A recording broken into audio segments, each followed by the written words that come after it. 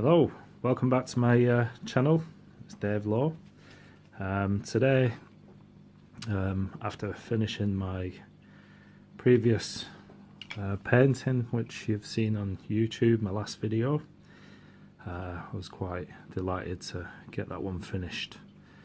It was quite a challenge, but it's nice when you get to finish these pieces, especially when you've put so much time in.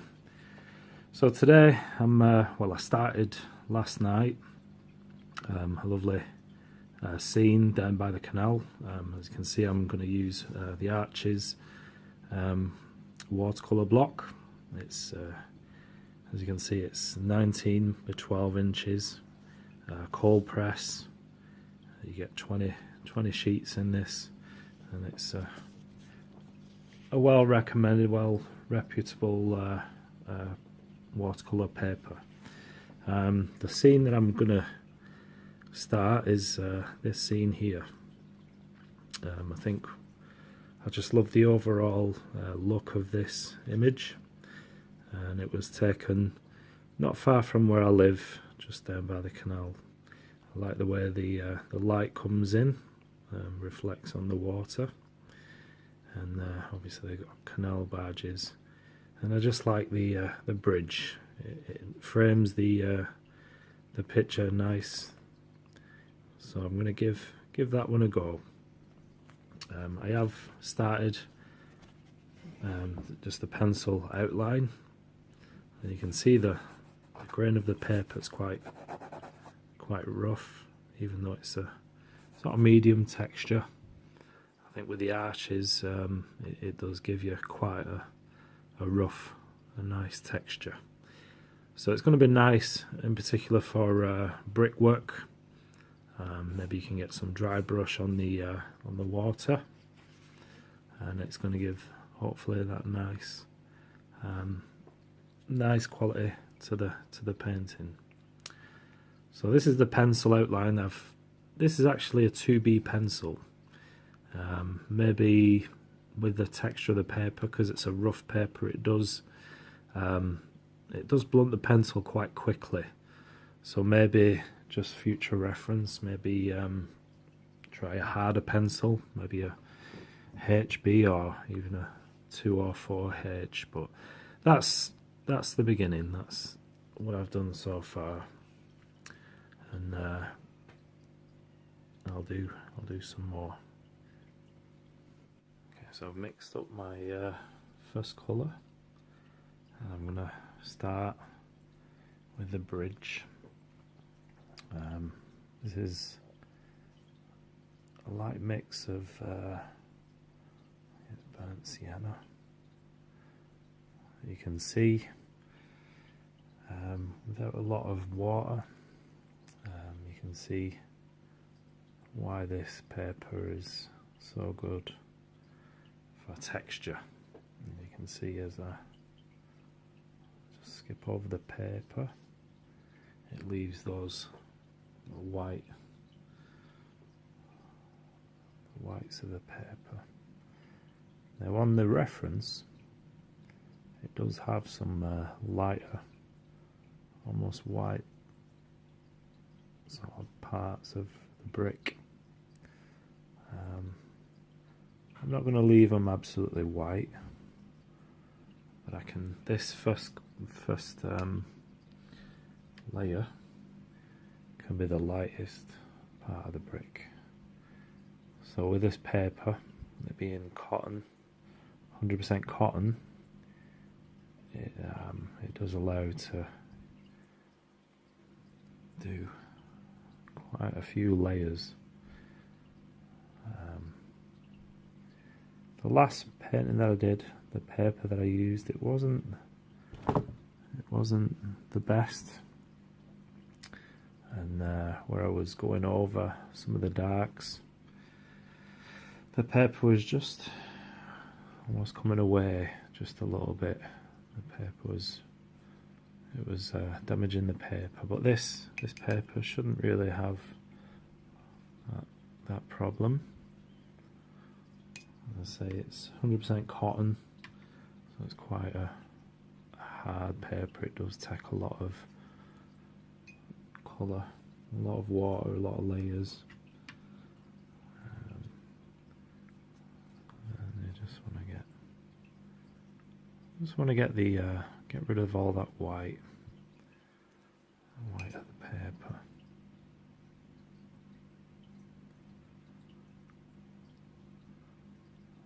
So the first wash doesn't have to be perfect. It doesn't have to be precise, because I will be going back over, and obviously the detail comes much later at the later stage. So you just want to concentrate on covering, getting the most coverage of the paper.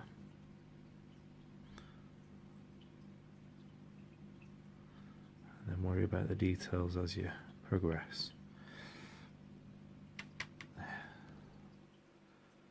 And this, underneath the bridge, is quite dark, so it doesn't matter. I can give this first wash the whole bridge, and then when I'm ready to go in, I can get those darks.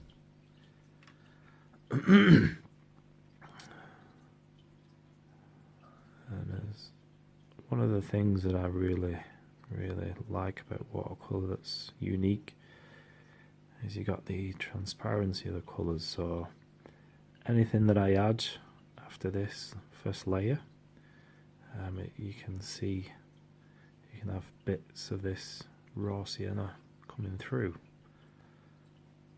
So that's one of the advantages of using watercolour. So in essence, this could be, the first wash could be the lightest colour.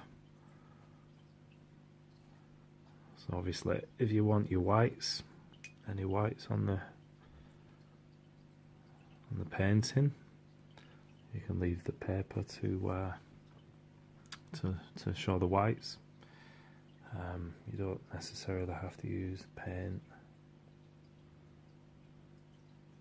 although I know some people like to use white gouache, which I do have some. If you accidentally cover some of your whites, you can always go in with gouache. So there's the bridge. That's the first layer of the bridge. Now I want some of this raw sienna. I would like to put on the path. It's not far from raw sienna, and it'll give that balance to the painting. If you try and get colours, try and use the same colours, just helps the overall composition a bit. So we can have some of that colour here. So I will be going over again with different colours, but where the light, there's actually some wet, some water on the banking here. That the lightest colour, I can let that colour just show, and that can be my lightest tone on this side. There we go. And you can leave some white, obviously, for the lightest parts, maybe the water reflecting the light. And there we go.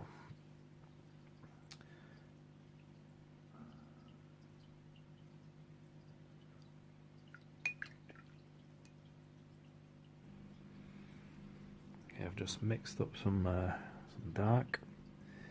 I want to just go in and it might still be a bit wet.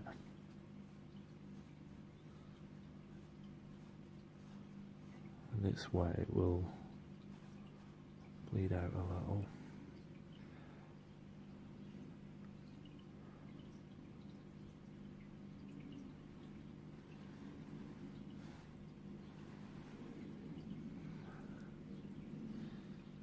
Need to tidy up the edges, make it.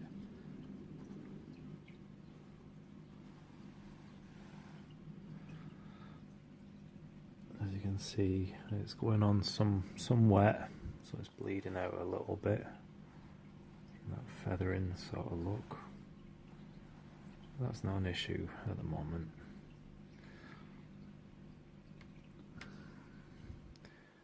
For my darks, I did some neutral tint, some Payne's grey, a little bit of blue, French ultramarine, and the paints I'm using today are the actually the Winsor & Newton professional artist quality.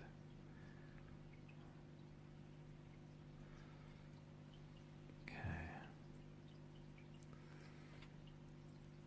and you got this nice shadow which just falls down.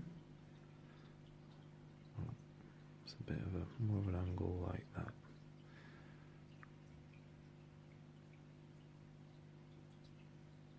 There we are. Let me just blend this, get rid of this. Another good thing about this, or any quality of watercolour paper, is the ability to lift out colours.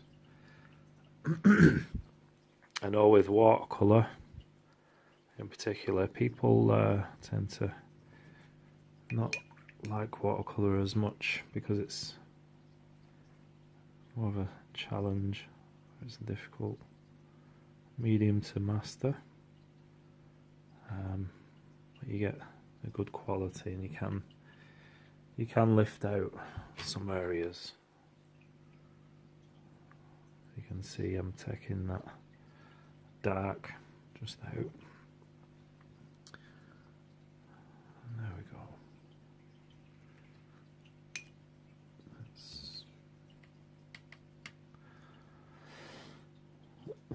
Got a bit of a dark spot just here.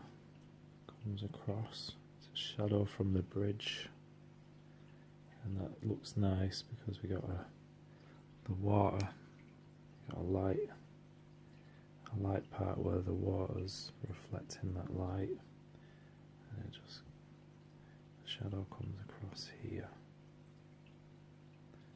Now I should really wait for this first layer to dry, but I'm not very patient sometimes. There we go, this needs to be straight across. There we go.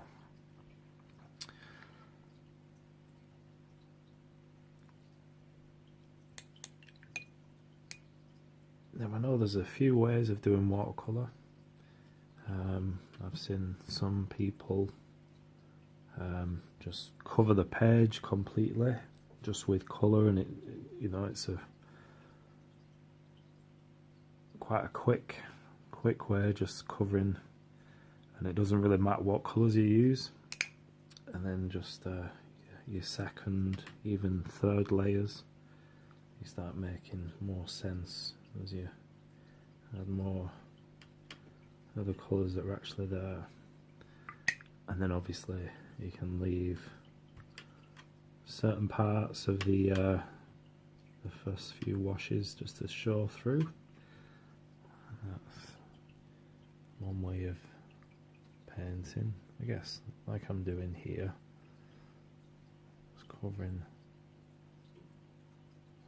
the page. A bit more water. You just got to remember your first layer. It always dries lighter than what it appears when you first put the water down. So as long as you don't go too dark on your first washes, that's all you got to remember in watercolour never to go too dark first. Although you can lift, you can take some out. It's probably better just to get the nice and light first. Now, add a bit of colour here and there. Just let it wet and wet. Just let it blend on the paper.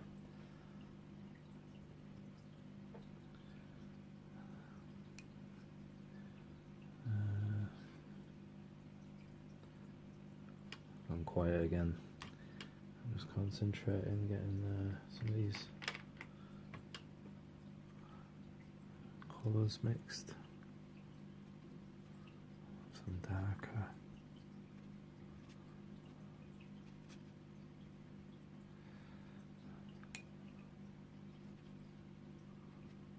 As you can see, you can soften edges. Give that like distant look, and you can make them crisp. Obviously, the bridge being quite a solid thing in the image, you want that as crisp, as sharp as you can get it. But the trees can be more of a soft in tone. This looks quite well if you add water in certain parts, soften areas, darken, whatever. And there we go. There is a tree just here. It's like a conifer or something. And that is quite light. So I'm going to make sure I don't cover that with anything dark, and then obviously a negative painting will be quite a good thing to emphasise that tree.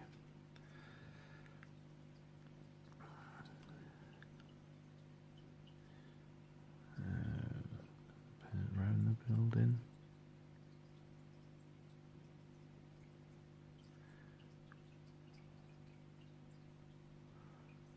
This stage isn't as important as the pencil. The pencil is where you're planning everything out and making your marks so you know where to go. But this part,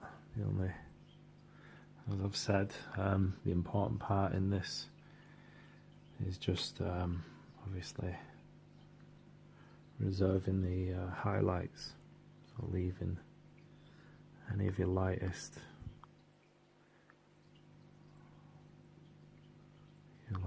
or your whites untouched. So I don't want to go over the boats.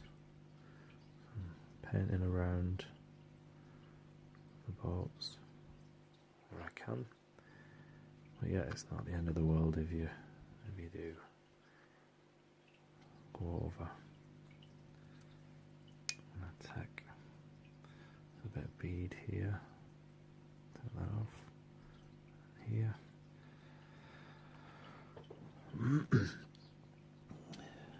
So there we go.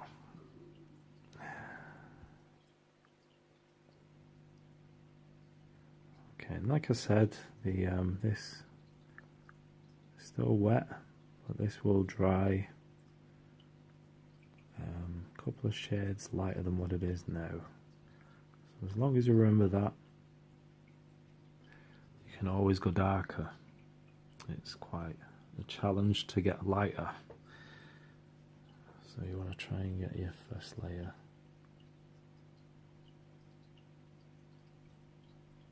quite right.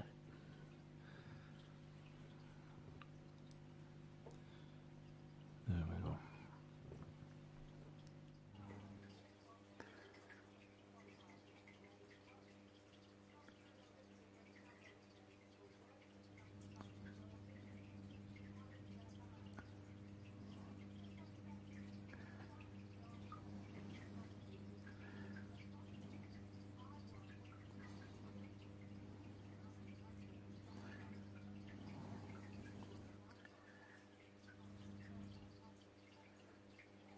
as you can see,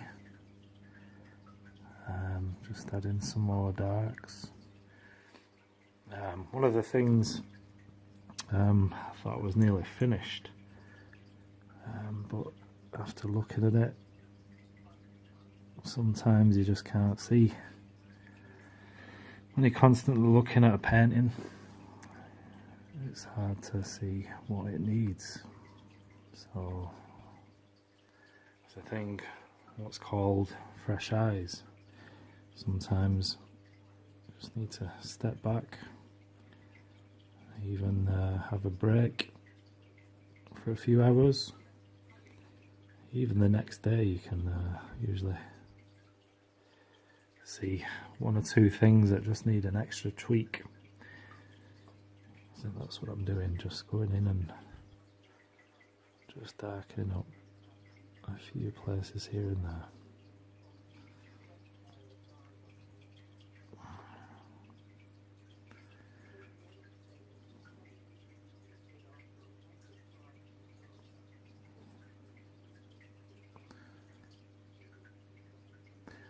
In the background, trees just beyond the boats look quite nice. There's a soft, almost a hazy sort of look.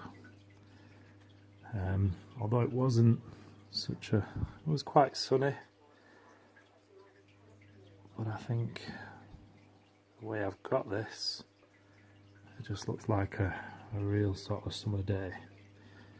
And I like that look, so I think I'll just keep with that.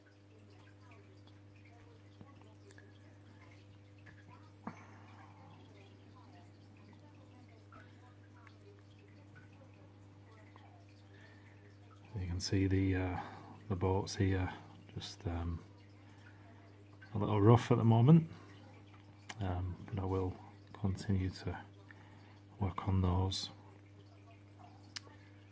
I've maybe got some more darks just to put in the water, reflections, but let's keep going and see where that gets us.